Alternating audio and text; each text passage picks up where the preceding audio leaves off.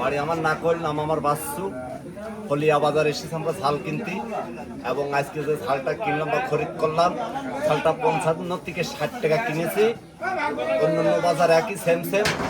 এই ঝালটা বাংলাদেশে অনেক অনেক জেলায় বা অনেক অনেক থানায় বা অনেক অনেক গ্রামগঞ্জে নাই। আমাদের ফলের ঝালটা অল বাংলাদেশের ভিতরে খুব মার্কেট পায়, এবং খুলনা বিভাগের ভিতরে সোনাডাঙ্গা গেলেও খুব 10 টাকায় বাটায় বিক্রি হয়, এবং উত্তরবঙ্গ গেল গাইবান্ধা, কুড়িগ্রাম, পঞ্চগড়, ঠাকুরগাঁ, যে কোনো জায়গায় যে কোনো প্রান্তে হাটে বাজার শহরে গেলে পরে আমাদের ফলিয়া বাজারে ঝালটা মানচিত্রে বিক্রি হয়। অর্থাৎ অন্যান্য ঝাল যদি 60 টাকা বিক্রি হয়, আমাদের ফলিয়া বাজারের এই দেখেন ইন্টারন্যাশনাল মরিচ, এই মরিচটা 60 টাকা হাটে বিক্রি হচ্ছে। কেজি পর 10 টাকা খরচ আছে, 70 টাকা। মিনিমাম 80 টাকা না বেচলে পার্টি বাঁচবে না। এই মাল এত উন্নত মানের মাল, টাটকা। চাষি কেবল তুলে নিয়ে এসলো, আমাদের আড়তে বা আমাদের ঘরে দিল, আমরা চাষির ন্যায্য মূল্য দাম দিয়েছি 60 টাকা কেজি।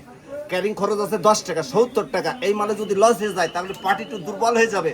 তাই আশা করি বাংলাদেশের ব্যবসায়িকরা যারা খরিদ করতেছেন, এরা সুস্থভাবে কেনা বেচা করে দুটো পয়সা লাভ করতে পারে।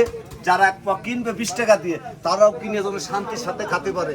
আমাদের এই মরিচটা অরিজিনালি টাটকা, কেবল চাষি তুলে নিয়ে এসে আমাদের ঘরে যাচ্ছে। সুতরাং বাংলাদেশে ফলিয়ার মরিচ যেমন ভাইরাল হয়েছে, ভারতবর্ষের ভিতরেও যায়, ইম্পোর্ট হয়ে আরো বাইরের অন্যান্য রাষ্ট্রে চলে যায়। আমাদের এই ঝালটা মিনিমাম 1 সপ্তাহ রাখা যায়, নষ্ট হয় না।